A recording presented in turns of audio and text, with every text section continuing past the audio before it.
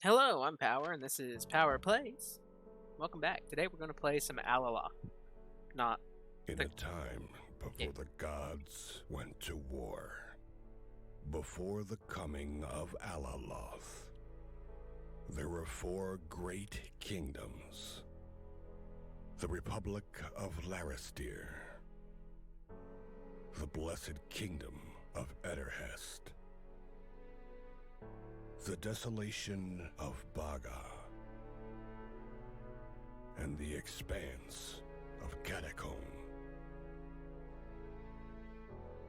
Each kingdom, a collection of houses championing the virtues of the kingdom. Yet this was before Alaloth and the War of the Gods.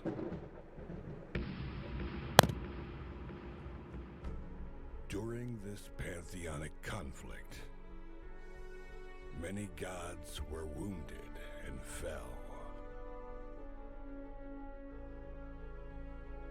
At war's end, Alaloth, the great betrayer, stood above them all in triumph, casting his ominous shadow across the world. At his command, mighty tempest, spears of lightning, and dark energy rained down upon the land. Dragons, beasts, and other foul creatures not seen for millennia have appeared again, besieging the kingdoms with fire and death. These vicious creatures rage unchecked, laying waste to any and all in their path. And from the shadows, the spectral circle, worshippers of Alaloth, conduct dark rites and whisper secrets designed to seed unrest, lay the faithful low, and drive allies apart, all in service to their hateful god. And they are succeeding. Where once the kingdoms stood together against all threats, they have now turned on each other, suspicious and vengeful. And the war that once consumed the gods looks as though it will soon consume the kingdoms as well. And so it falls to a few, a band of champions, and whatever allies they can gather, to find a way to bring peace to the kingdoms and end Alaloth's reign once and for all.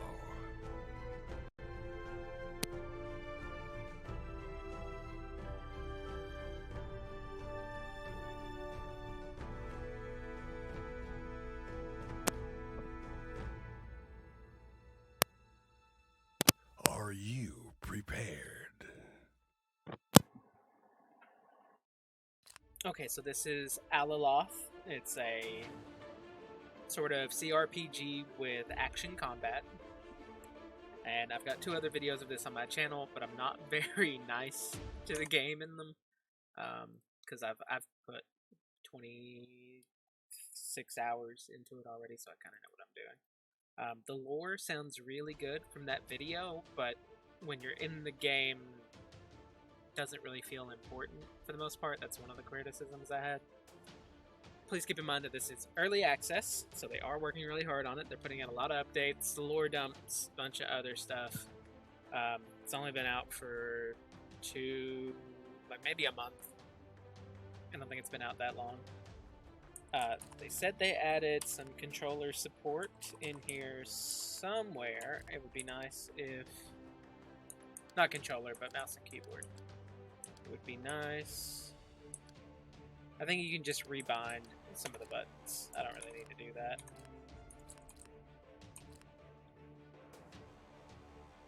I don't know how loud that game volume is, but it's very loud to me. I'm going to turn that down a bit. Here.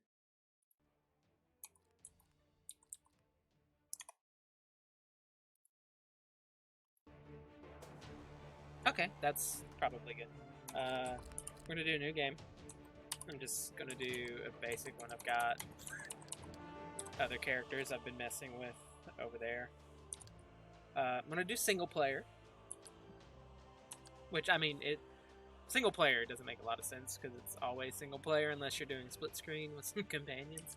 But in competitive campaign, each kingdom is enlisted a champion to find a way into the Valley of Storms and kill Alaloth. Apparently these champions are supposed to be able to do all the fighting areas, find the artifacts that you need, and kill the final boss before you can. So it's kind of a race against the NPCs to win, as it were. But I want to do something more relaxed. I feel like if you go with competitive, you have to speed through it more and be decently good at the game, because otherwise they'll clear the fighting arenas. If the AI clears a fighting area before you do, you don't get the skill points that you would get after it. You get the attribute point, but you don't get your skill point that you get for skills and such. So I'm going to go with just me, myself, and Irene. Single player campaign. And then I'm going to go with dwarves, because I like the dwarves. If you want to cheese this game hard and win without any issues, dual wielding is your way to go. I'm going to try to stay away from the dual wielding, because that just seems mean. We're going to go with sword and board. Bloody's Toil, the Beast of Chaos. These are all just flavor as far as I know. I haven't... Honestly, my first few playthroughs, I didn't pay attention to any of the quests or the lore. None of it seemed cohesive, and it didn't feel like it really gelled together in any way. It feels like the main story and the side quests are just in completely separate worlds for some reason. I'm going to try to read everything and get into the lore this time, really play it how the developers intended to be played. I'm a sucker for anything blue, so you know what we're going to go with. Water calms the steel, the Ferric Cause. The House of Tempered Steel, while dwarves don't like traveling on the surface, they are even more afraid of water. Ferric Cause, however, teaches dwarves to embrace their fears and explore innovation. Citing their earliest achievement, dousing weapons with water to make their blades, they are a clan known for forgiveness and, even more importantly, seeking to understand new applications of the world around them. Okay, forward thinkers, scientists. Yeah, that's my kind of people. As far as I've seen, these don't affect much other than what companions you can recruit. I'd like to see less of picking a good and evil at the start and more of you getting some choices in the game that determine whether you're good or evil, like any other RPG that you would play. But since we don't have that, we're just going to go good. I'm a goody two-shoes. Max health and stamina, good luck and gold. 25, 5 stamina reduction, skill cooldown. Yep, we're going sword and board. Let's try and be a little tanky. Now you can tell that this is already lore unfriendly because that dwarf lady does not have a beard. And dwarf ladies are supposed to have beards.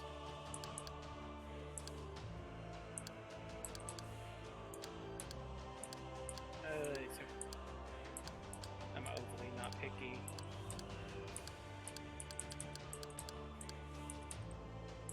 I'm a sucker for blue. Do we have blue? Have blue hair? Do blue. We'll take white. White's fine. She will be Deirdre. Love it.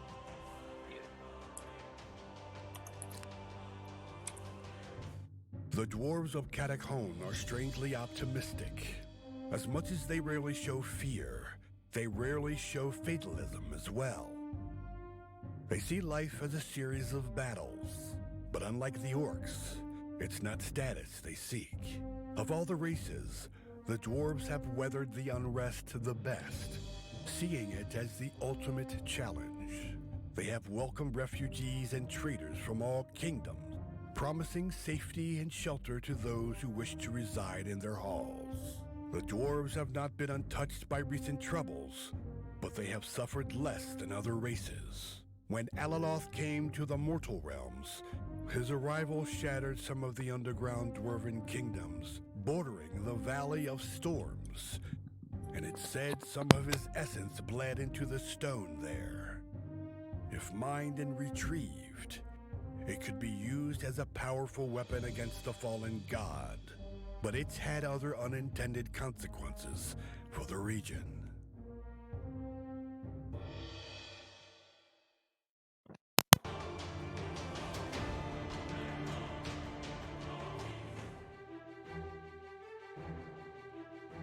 Okay, this is the tutorial. It's pretty decent. It teaches you the combat and stuff. Just low dwarven master. I do not need it, so I'm going to skip. You know what? I'll do it. Or did I already skip? I hit skip. Oh no. Yeah. Okay. Press middle mouse button. Yeah. Now it's time to strike. Go easy. Nothing will tire you out. Nothing that will tire you out. Left click is light attack. Right click heavy attack. If you zoom in, the bar underneath his health is his poise bar. If you break that, you get stamina and health back. Good, but these light strikes can only do so much against tougher opponents. Go for a heavier strike. Just remember, it may be deadlier, but it'll leave you exposed and tired. Right click, heavy attack, heavy attack. Each fight is unique. It's up to you to decide how to engage the situation. As you look at your opponent, make sure to notice their poise as you attack. It only takes one vulnerability to bring an enemy down, and there's nothing more reinvigorating than seeing your enemies stumble.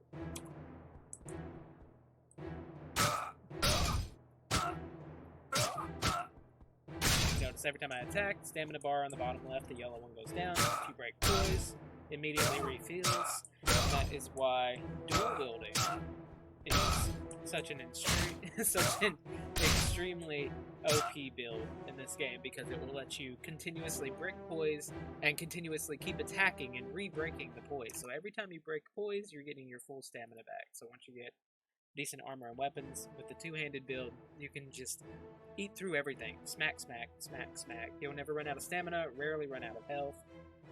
It makes the rest of the game extremely easy. The harder you hit, the more they will stumble. Now, it's not all about the action. It's also about reaching your opponent or running away. How about you give me some laps? Stretch out your legs.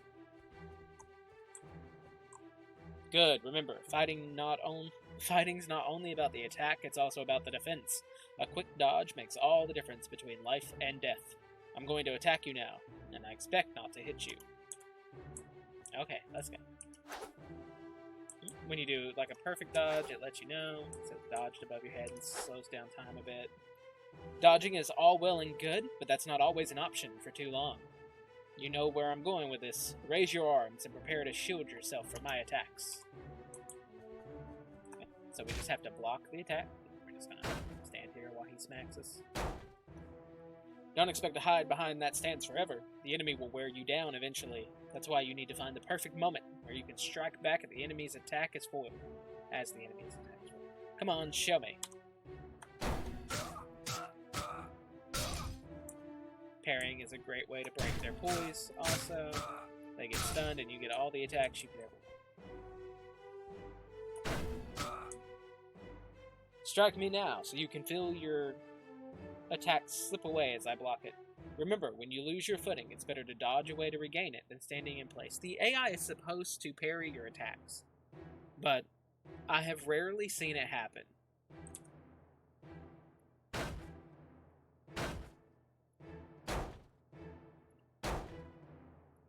They can block, and it shows you when they're blocking with the blue outline on their weapon or shield. I think only enemies with shields actively put up a block like that. Enemies with just a sword or a club or something won't try to block you. I'm supposed to dodge. I feel like he's supposed to... Okay, there we go. Your arms are not the only weapon in your arsenal. I know it's often forgotten, but your legs have power of their own, and a good kick can leave a blocking enemy defenseless for a little while. I have never I think I played through the entire game without ever using the kick. Those knives you have, while unlikely to cause any damage to an armored opponent, will get their attention, maybe even separate them from their group. Give them a shot. This feels like it's supposed to let you kite away the stronger enemies in a group while the others stay put, but if you throw one of these knives at any enemy, the entire group will come at you, from what I've seen. So they're not overly helpful, that I've noticed. You can't use them to make it easier to pull away enemies.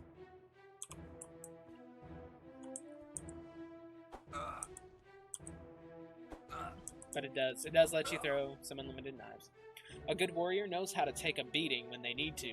Put your arms aside and let yourself be hit, then strike fast against your opponent. I find that course of action to be rejuvenating. If you attack quickly after being hit, you regain that kind of grayed out bit of health. Which is another reason the dual-wielding build is so insanely overpowered. Don't forget those flasks on you. In case the enemy knocks the wind out of you, I trust that you know what you're doing, but in the heat of battle, we tend to lose sight of our own health.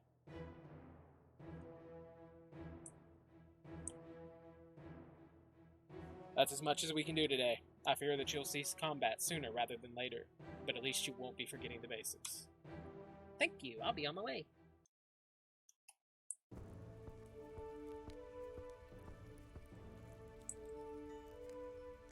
Stones bless you. I hope the morning treats you well. A raven flew once more from Kundenhan, bearing the mark of the magnet. I was hoping to let you rest, but duty has come and you must answer. What did the letter say? That the magnet requests your presence at the halls of our ancestors, with no delay. That's all it said. I suspect it concerns the recent rumors of warriors being recruited across the land. Perhaps he is looking for a champion. So, is it time for Alaloth to die? That's a weird... Honestly, that's a weird response. So, is it time for Alaloth to die? Pretty full of ourselves as a new hero, Jesus. I hope so. We all do. The magnet must have incredible faith in you. I know I do. Your training has paid off and your reputation precedes you. In Hon will watch over you as you bring peace to our lands once more. Many thanks. I must get going. The magnet awaits. I feel like after this happens the same in any of the races you pick. You talk to a dude, and then you go visit the king of the whatever, the magnet. I feel like it would be better if we had to go to the capital and talk to the magnet instead of just appearing here, and then there should be stuff along the way to do before the entire Alaloth thing picks up and goes. Because again, right now it just feels so disjointed from the rest of the world. Like, we should be hearing about terrible things that Alaloth is doing along the way, making us want to murder him, not just that one opening sequence in the cutscene. It's basic flaws in the kind of storytelling that they're doing. The Expanse called for a champion, and from the stone you sprouted, molded, made whole. Now it is the time to give back to the land that shaped you to be the warrior you are today. The pestilence that has taken so much from us still breathes, and I aim to end the misery he afflicted us with. I'm not good at doing dwarven kind of accents, so I'm just not. Alaloth took our families, our halls, our home, and gave it to his corrupted monstrosities. Even from his cage in the Fifth Kingdom, he laughs at our pitiful attempts to cross the Valley of Storms, and with each passing moment, he spits on our graves. The augurs believe that he will soon be free to set upon us like the beast that he is, and they say that you are the one to stop him. It is a heavy burden, but one that must be carried. I will make our mountain whole again. The heck? Bold words, but boldness is just what we need in these trying times. Even with Inhan guiding your hammer, it might not be enough to kill a god.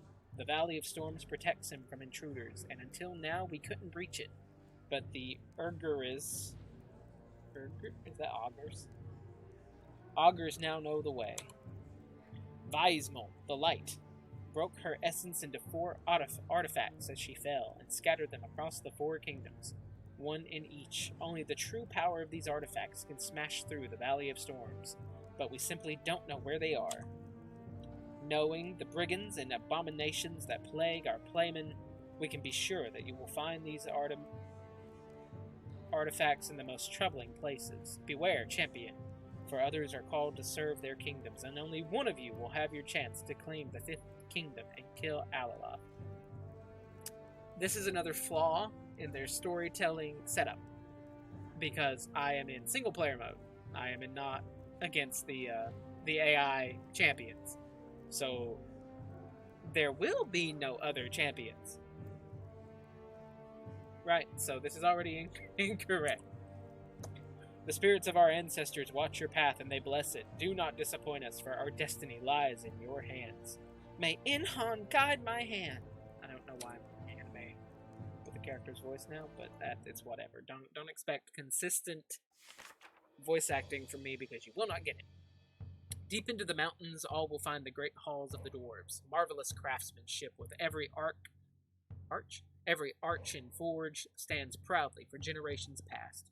Clan Carrick, the house of the first dwarven architects who laid stone and hammer to craft and build, continues the traditions of the precursor race which once roamed these caverns and always seeks their hidden knowledge. Something about that sentence bothered me.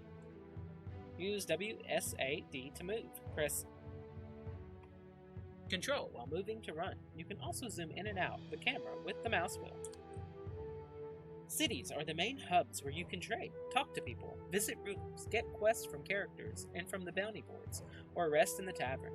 Visit cities regularly to recover after a fight, stock up on food, recipes, and potions, upgrade and repair your equipment, craft new gear, or sell anything you don't need, and get useful information from citizens to prepare for the next battle. In the capital city of any kingdom, you can visit the throne room and talk with the ruler of the realm, and find enchanters who can enhance weapons, armors, and shields through magic gems. Explore every spot. It could be worth it.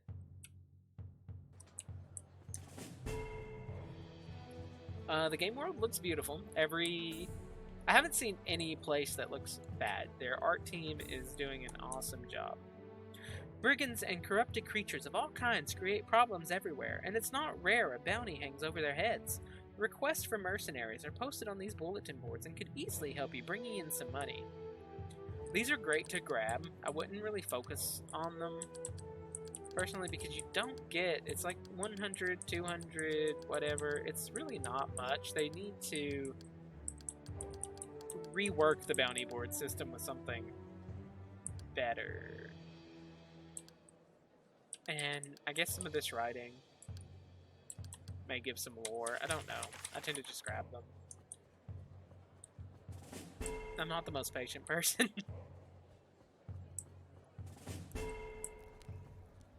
Though I am a book reader, massive lore dumps in a world that feels disconnected don't really get me that much. I'll read his though.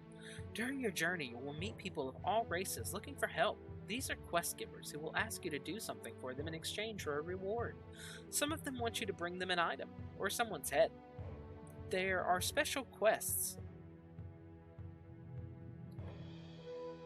That grabbed me. The there should be THEY''.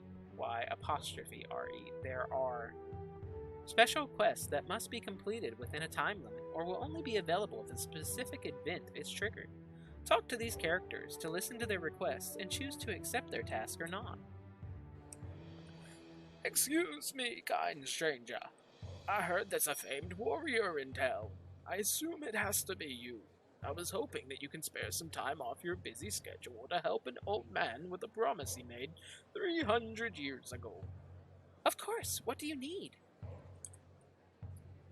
I must take the trek up here every year to sell the last of our craft to the good people of Kundenhan.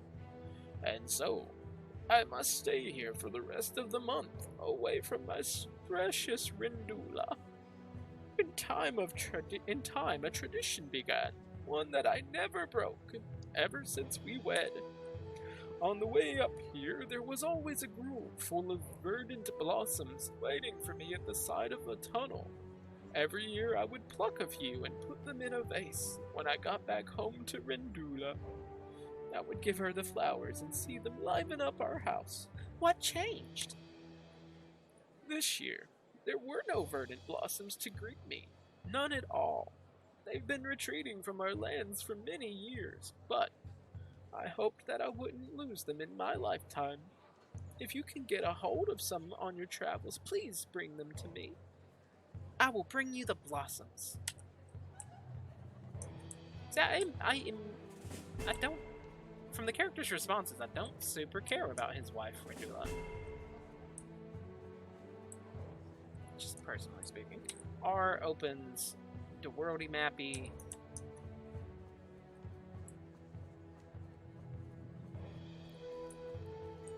Any of these little golden things are just stuff you can take. The secrets beneath the rock. Okay. We're gonna talk to... Blacksmiths are skilled in metal manipulation, and the bigger cities have the most skilled ones. If you need to purchase materials or buy, repair, sell, and craft new gears, you should definitely talk to them and check their stock. So, we start out with 2,000 gold. Personally speaking, I usually buy a blue weapon. So we're gonna grab this double axe. Just spend the gold. The inventory menu is where the inventory menu is where your equipment, consumables, items, quest items, and cooking recipes in the cookbook are cataloged. Here you can inspect each of them, checking their stats and making comparisons. Remember that your inventory has limited space and that you can carry up to a certain weight shown in the character tab.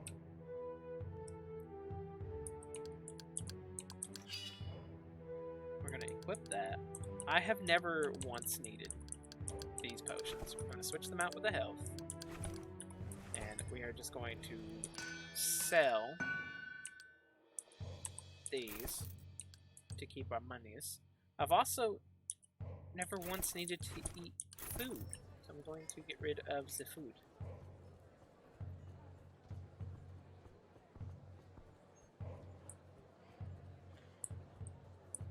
Alright, now we have two choices. We can go out and we can do stuff, or we can run back to the tavern and we can sleep for 50 gold. I think it's 50, they may have made it cheaper. But we can take a nap. And then at nighttime, there should be other quest givers here to get more questically. This is not a tavern. This is the Hall of Kings. This is not where I wanted to go. I am stupid.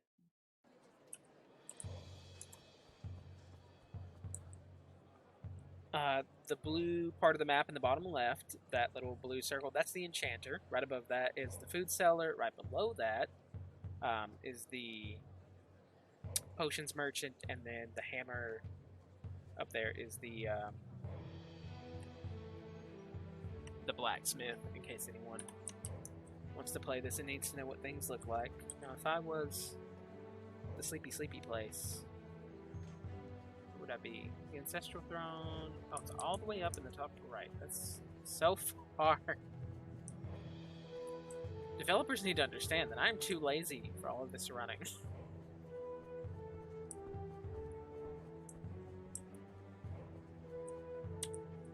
What in the world? So you have the ancestral throne, which is a palace, and then you have the king's throne, which I'm pretty sure is the tavern. Maybe rename that to something else.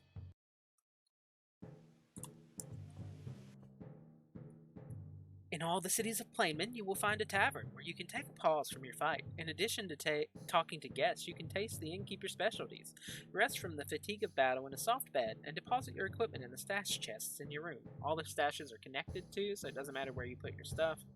Although I have never really found a reason to keep anything in the stash. I guess if you want to roll your luck for legendary equipment later, you can, but I haven't seen too much of a point in it.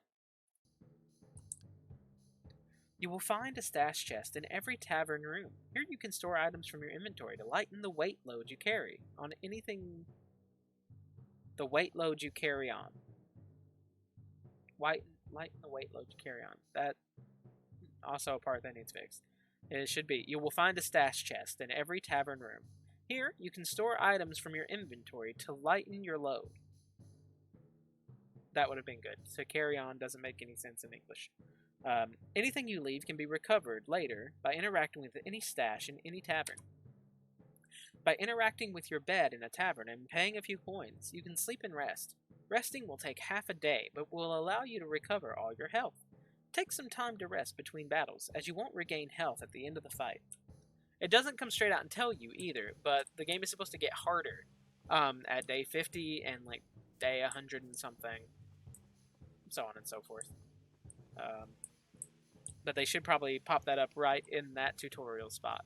Be careful about resting for too long, as the game will get harder as you play. Would be like a really good way of explaining to people what might happen. These, I believe, are lore characters. You can talk to them to get more lore. This is a quest giver. The matron of the King's Hall oversees her patrons and her innkeeper with a watchful eye. Nothing gets past her, not even you. She signals you to come over as you approach. You, did you see who's been hanging these notes up on the walls again? I haven't seen Budmore here in months, so it couldn't have been him. I swear when I catch that punk, they're gonna pay. I'll make them scrub the latrines clean with a small brush. I haven't, sorry. Who's Budmore? A self-proclaimed food critic. Goes from place to place, eats and shit-talks us to everyone he meets. Sometimes he'll leave notes around for people to find, usually containing some sick observation about the tavern. Used to be a cook to the magnate himself, but you can see why he didn't last long. Something about this makes me want to read it in a very rude, Karen-y tone, and I think I pulled that one off really well.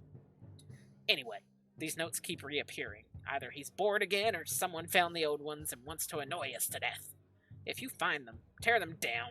These things bring nothing but trouble once people read his lies. I'll see what I can do. Nope. Questions? No. No way to check the other side, I don't think. It's just, yeah, I'll rip him down for you, no problem.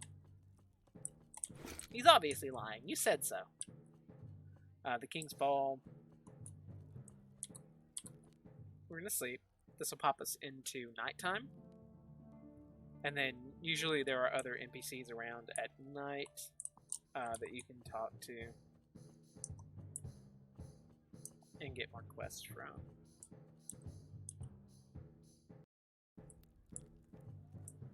Do we have anyone in the tavern? No, just another lore dump.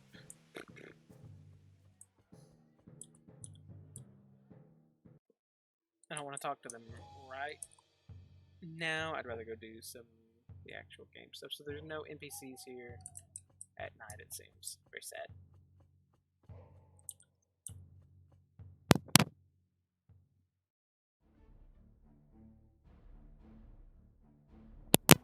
Okay, this is Alaloth's world map. The lands of Playman are divided into 4 kingdoms, at the center of which is the 5th kingdom, now occupied by Alaloth. Each kingdom has its own culture and history, with many roads that connect the cities together, locations to explore, and areas infested with brigands and fiends. Alaloth's corruption haunts and sweeps across the lands of Playman. To access the 5th kingdom, where Alaloth is imprisoned, it is necessary to find the 4 Weismill's shards scattered across Playman. The shards are hidden in the loot, protected by monsters and brigands in the fighting areas. Claim the FAs before other champions do, and find the sacred shards to face Alaloth and the evil that poisons the world. I would like to see some kind of Boolean check on these things. I don't think that would be too hard to implement, to see whether you pick single player or the multiple champions kind of playthrough. Just so it doesn't show the things about other champions if you're not playing with other champions. I feel like that is at least slightly confusing to people. It's not too big of a deal. I didn't even pay attention to these when I played, but anyone who's reading all of these, you can see how that's a little strange, and it shouldn't be too hard to do. Quick bit of Boolean, true or false. Did they pick this true? Then show, not blah blah blah. Movement on the map. Use WASD to move across the map. You can traverse the land of Playmen on foot. Different terrains, roads, plains, fields, forests, mountains, and seas can speed up or slow down your march. You can also use a steed to travel faster. Different mounts can move better on different kinds of terrain. As you roam across the map, the day will turn into night and vice versa. Each will bring a different set of opportunities and dangers, as some characters that are out and about during the day will be asleep during the night, while others might prefer the nighttime. As the days go by, events of various kinds will follow one another. You can also find some special vendors with unique inventory start doing some of these events.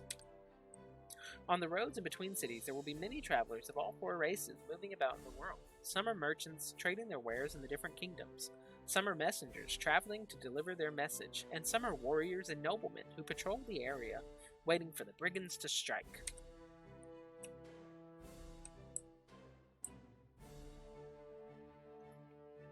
Okay, from here,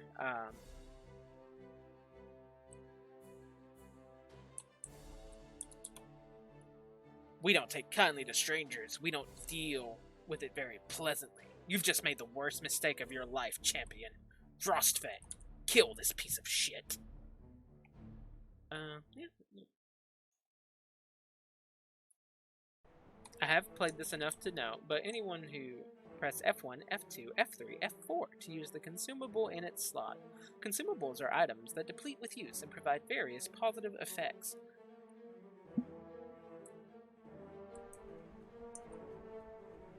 So it's easy to see that there is an archer, and honestly, I think most gamers will know that you should take out the ranged first.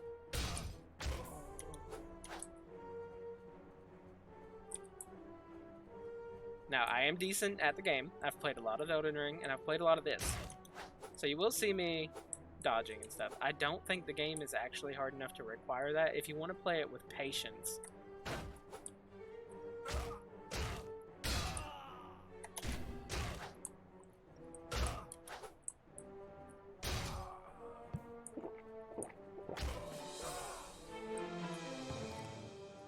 at the end of a fighting area, there is always a prize. Clear the zone from the enemies to access the loot chest and gain your reward. Once opened the loot screen. Some of the English translation gets me. Once you open the loot screen, you will be able to choose what to add to your inventory. You can also drop gear you already own to free space for new ones, and don't exceed your weight limit. Bothers me too. Don't worry about quest items, they have no weight. Lesser ice gem and some golds. Not a lot of golds, but some golds, little golds. And then one of the mission board missions, of course, was to kill Frostfang, spiders. I think they say the same thing every time, so like I'll read them once. Alright, we're gonna do the same exact thing, pretty much. We're gonna go after the archer. Should I try doing this without dodging? No, I don't think it's that hard to dodge. Just swing and then spacebar for me. Oh, he did block? They are blocking with single-handed weapons. I didn't notice that before. Oh no, I think they have shields. No, they don't. Yeah, they're just blocking with single-handed weapons. Okay. Sometimes I just don't pay attention. So I paid $1,800 for a double axe, and I just got one for free. If I wanted to cheese hard, I would just switch to dual wielding right now. Just run the 2 double axes, but I'm not going to do that. You can sit out here and you can farm these guys if you want to make money. It's not the best way to make gold, but you can do that. It's not a difficult thing to do. That's me, just letting myself get murdered. This axe hits like a tank, too, so you can see that with one heavy attack, I'm just eating through their health.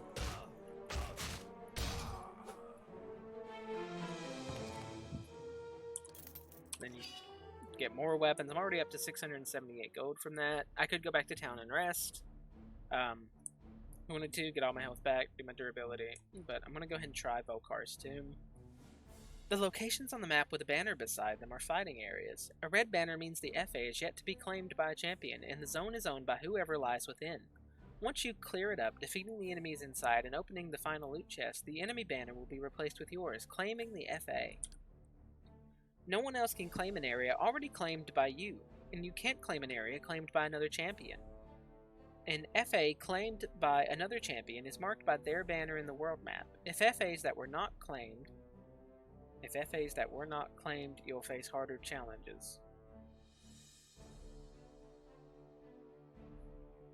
In FAs that are not claimed, you'll face harder challenges within, but will have the chance to find richer loot and perhaps one of Vismill's shards that open the gates to the Fifth Kingdom.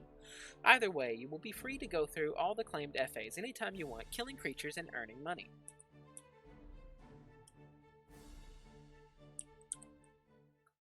We're going to go in. My health is still going to be a little low. The Tomb of a Legend.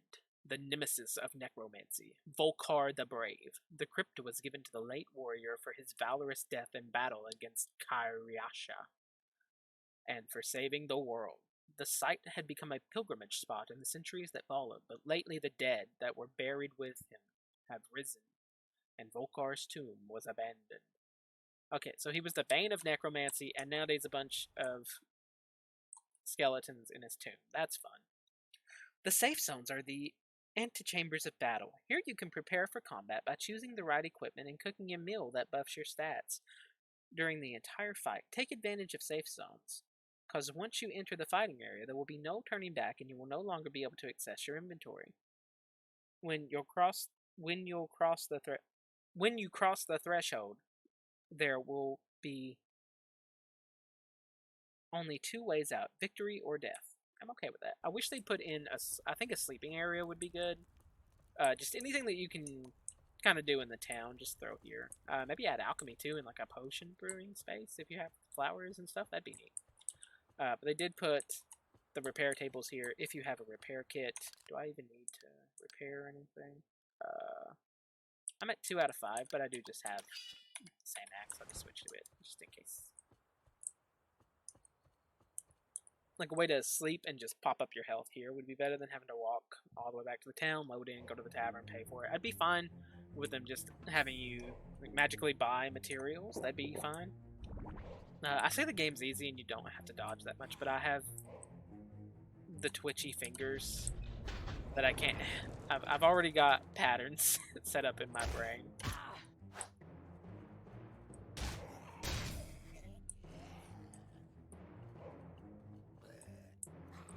It's hard for me to be patient anyway.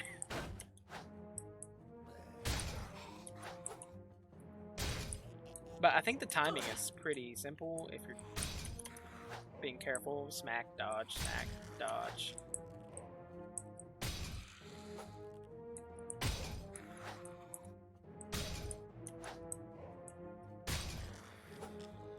There we go. After the first FA, you get a skill. There are 2 very easy skills that you can use to make the game extremely simple if you want to, I guess. I feel like that is your easy mode. Earthquake and then a wind skill particularly make the game really simple. If I was running dual wielding right now, I wouldn't even be worried about being careful. I would just be smacking my way through these things.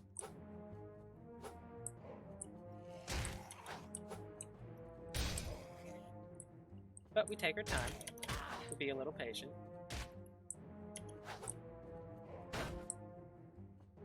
Even when they block, I do so much damage with this blue weapon.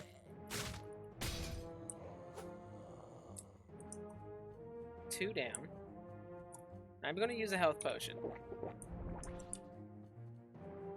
Just to keep the health up. Because I have them, why not use them?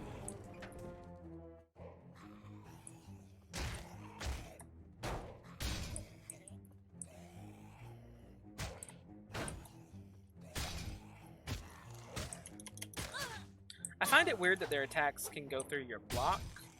Just from all the time I've spent in Elden Ring, I feel like if you're blocking with a shield, You probably shouldn't take damage from an attack unless they break your stamina first. Would make more sense to me, personally. But you can block and then do a retaliate attack, because like when the block slips off, it hurts. It doesn't hurt, it slows them down.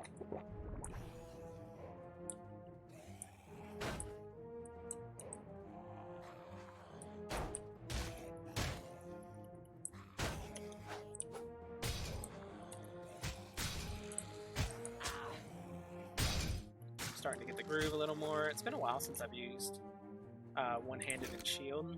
Once you get kind of its timing down, though, you do pretty well. The game's not as easy as I make it out in the other videos, I guess. It's just where I use the dual wielding, and then I grab the most overpowered skill you can get. But if you play it slower, more like it's intended, at least at the start, it can be a little bit difficult. I know that he's a mage, so I go after him first, and that trivializes this area. If you don't know that, then it is a bit more difficult, because he'll do AoE spells from pretty far away. I don't like them, personally. They have a weird reach. The timing, the parrying is really forgiving in its timing. You don't have to be too on the money to make it work. Most of the time, like, I will accidentally hit my block button and wind up parrying an attack that I didn't even see coming.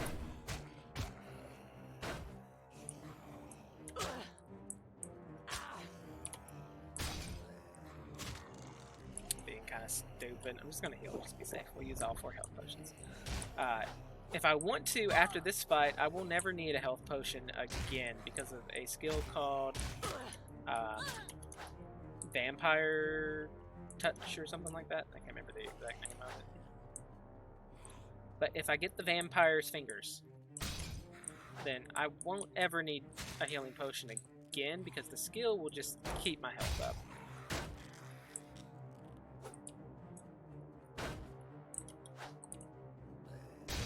And then we attack, back away. There we go. That's the entire first FA done. Oh no, I missed one. Heavy attack and then light attack also seems to be your best kind of combo, because it feels even faster. Like you'll go with a heavy, and then you do a bunch of little small attacks, and they get a large amount of damage. Here lies the mighty Volkar, slayer of Kuriasha, savior to us all. Let us never forget the bravery and sacrifice of this illustrious soul. Strive to follow in his footsteps. Be a hero, as he was. Decide to learn more about Volkar. Someone around the Expanse must know more of the story, considering the longevity of dwarven life. You remember the news, heard not too long ago, of a fight over the ancestry of the magnate of Karakom. During that time involving a dwarf of Nauledzir. Okay. You do that, you grab the loot chest, and that's it. It's the first fighting area done. Get a decent amount of stuff. This isn't the same stuff I got last time, so this stuff is kind of RNG. I left there with 1,500 gold. Now that you have completed your first fighting area, you've reached level 1. Each time you claim an FA, you will earn a stat point to use on your character stats. The next level up will occur every 2 claimed FAs. The maximum level is 4. As you level up, you will get a trait and a skill point. Open the character tab to invest these points to your liking. By accumulating victories in battles along the way, whether it is by traveling the world or by cleaning up FAs, your champion will gain fame. Claiming a kingdom's FAs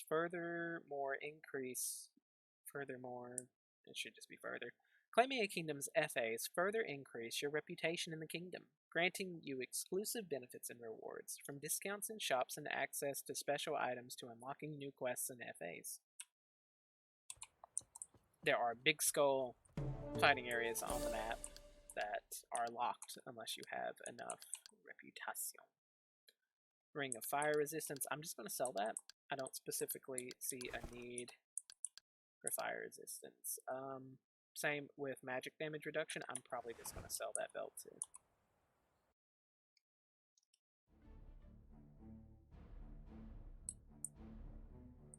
So I'm going to go down to Bardusha. I'm gonna kill these guys. Or I might die. I have very little health left after that, I think. Oh, crap. I forgot to spend a skill point. This would have been a good time to show you how.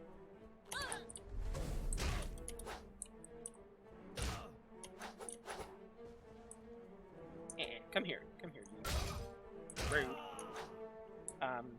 The archer can be annoying, but once you get him down, it's pretty easy.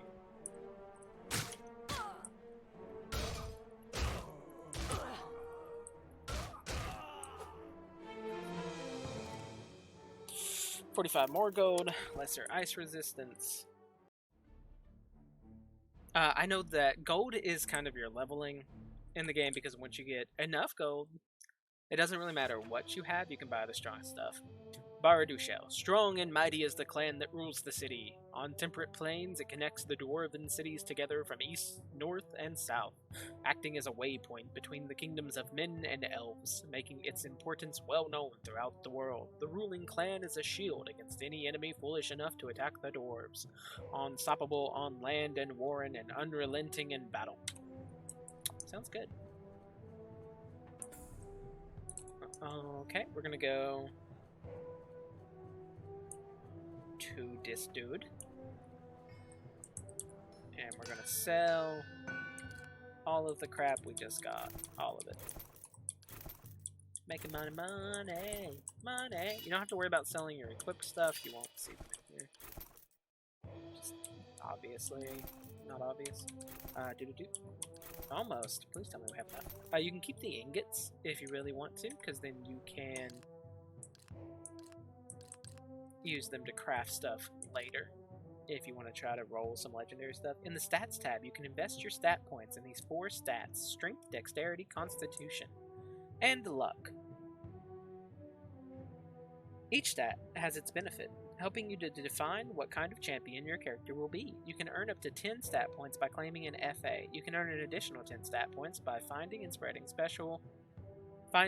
reading special lost books scattered across Playman. You can always obtain all your stat, trait, and skill points back by offering an Orb of Chaos to the gods at any structure. You can purchase these special items or find them around. Personally, I would change this because it says you can always obtain all your stat, trait, and skill points back, but that's not true if you do one of the Grandmaster kind of class sets that you can pick later on. So I would say you can always obtain all your stats, trait, and skill points back by offering an Orb of Chaos to the gods at any sanctuary, and then do some parentheses, unless you accept a Grandmaster role from a Grandmaster.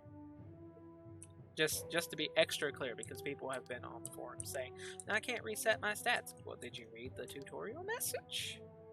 Flows through you, improve physical damage by 3%. So I usually go with either Constitution or Strength. On every build I've ever done, I usually just max these. Strength is good. The more you can break their poise, the better you're going to do. The first time you complete an FA, and from there on, each time you complete 2 FAs, you will level up and gain a trait point. Usable to gain a trait. Traits grant you a special passive bonus. There are 3 types of traits: personality, physical, and survival. Use WASD to switch between them and show trait details in the info box. Confirm with F to get it. Choose wisely, because you can only unlock a maximum of 4 traits. Most of these I have not found to be super useful. If you're running some kind of build that you want to use the skills over and over and over again, so you want to be like a pure archer, getting the Way of Arms will decrease your cooldown by 15%, and then you can get enough armor and jewelry to take it all the way down to 80% cooldown reduction. You can just shoot arrows all day from the skill tree. But personally, I tend to go with Dealer and Lucky, because gold is your leveling. Honestly, if you can buy the highest tier stuff starting out, you'll become overpowered. It's just how it is in this game, since they don't have levels to restrict what items you can wear. 10% discount for vendors, so that's going to save me 540 gold here in just a second. The first time you complete an FA, and from there on, each time you will complete FAs. They did that again with doing 2 times. Each time you complete 2 FAs, you will level up and gain a skill point. Skills are divided into 3 ways of power. The Way of Arms, focused on combat skills. The Way of Nature, centered around elemental magic skills. And the Way of Gods, with skills bound to the godly magic. Select a Way of Power tab, use WASD to switch abilities, and show skill details in the info box. Confirm with F to get it. You can only unlock 4. So you've got 3 different things here. Puppet Wire is a really good one because once you use it, it leaves a clone of yourself, dashes you forward, and they'll attack the clone. So if you've got a small amount of enemies, you can kill them all. You can just wait in between enemies and encounters, let this recharge, or stack cooldown reduction, right? And it doesn't have a use limit, so you can just use it over and over again. You can do ranged using the marksman skills, Warlord, Mighty Blow. It will do a massive amount of damage. In my video fighting Alaloth, this is what I use that eats his health bar down so quickly when I remember to actually press the button, is Mighty Blow. If you want to stack up on health potions or rely on those, you can do any of that. Earthquake will knock down. Applies knockdown to small and medium-sized enemies. 90% of the enemies in this game are small and medium-sized. Like 90% of them. So using Earthquake will knock them down every time, and it has such a short cooldown, 7 seconds. And they stay on the ground for 2 to 3 seconds. So if you stack a little bit of cooldown reduction on top of it, you can get it down to like 3 seconds. So you can just hit them over and over and over again. So it is an extremely easy cheese. But it just depends on how you want to play. Summon Familiar is good. It will give you exactly what it says, a familiar that will distract enemies, fight them for you, and it is also an unlimited use. So use it. The familiar will the cooldown starts as soon as you use it too, which I think you should probably start the cooldown after the familiar dies, because in this case you can summon it, wait 30 seconds, then go into the FA and start doing stuff. The minute your familiar dies, you can resummon it. Just summon a new one, and you'll just have a new familiar without any wait, without any challenge at all. Boahi's Hand, this will root enemies into the ground and does damage to them, which is good, but it works on bosses too. So in the last fight against Alaloth, you can pop this and just hold him in place so he can't come after you or do anything, and just whack him. And it also has an extremely short cooldown, and the more you reduce it, the more you can use it. A lot of these are just weird sometimes. If you don't want to waste money on health potions, stuff like that, Vampiric Touch is your bet. That's the one I'm going to go with. I'm not going to heal or anything at the moment. My health is down, but I'm not going to go red. I'm going to go out and fight one more time. But as you see, I have 5,400 gold. I'm about to buy the War Hawk out of that 1 FA. After that 10% discount, you can see that I'm saving over a little under 600 gold, 5,400, because I get a 10% discount. That leaves me with a decent amount. When you're buying big things like that, the discount's super helpful, since all I need now is basically a purple weapon, and I would be set. But I've got the Warhawk on now. I'm going to take so much less damage and have much less knockback. And it's weird that you can get an in-game armor set less than an hour into playing. Going even so like this. This has been 58 minutes. I'm going to fight these last people and then be done. Press 1, 2, 3, and 4 to use the bounded? Press 1, 2, 3, and 4 to use the bound skill. Each skill and its button is displayed in the corner of the screen. When you can use the skill, the icon is enlightened.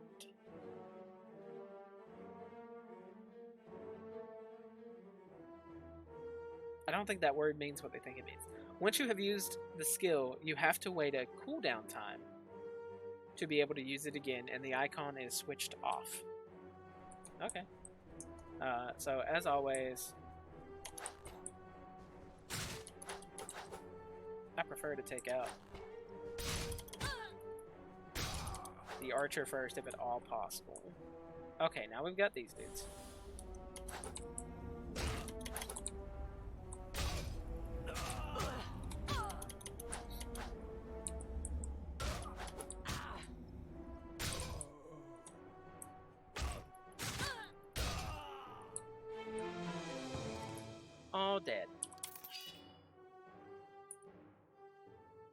got some stuff. Still got some missions. Anything else? There's so many frost fangs around here. Let me fight another one. I can see how they did definitely nerf Vamp Fang thingy. It's nowhere near as good as it used to be. It used to be 50%, and now it's just 30. I'm gonna let the archer run. Alright, get him. Vamp it up. You're so polite to wait on me.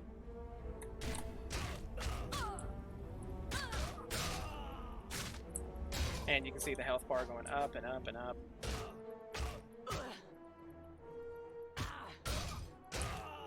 Trying to face tank them like I do with the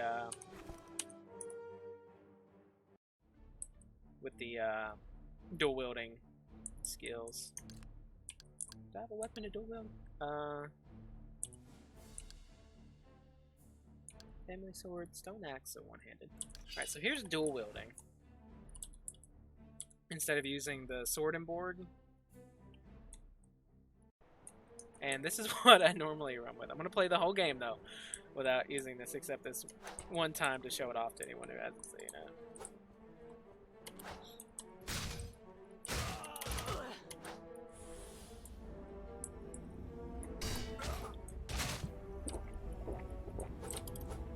Sometimes the lock-on messes you up more than it helps. Now, to me, that was a lot easier than the sword and board. So much simpler for dual wielding because you get so many more attacks and you do more damage once you have vampire running. If you look in the bottom left-hand corner, there my health is almost all the way back up, and I haven't used a healing potion or slept. And that's especially using the dual wield because it's just so overpowered. And I'm at full health now.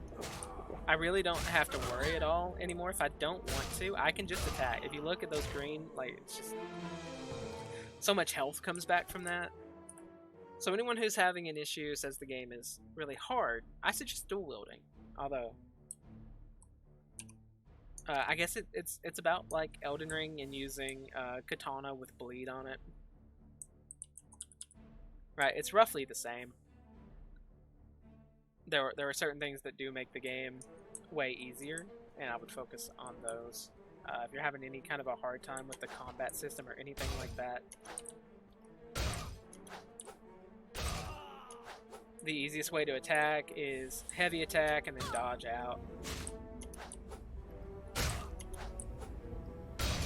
Just like that. They're all dead.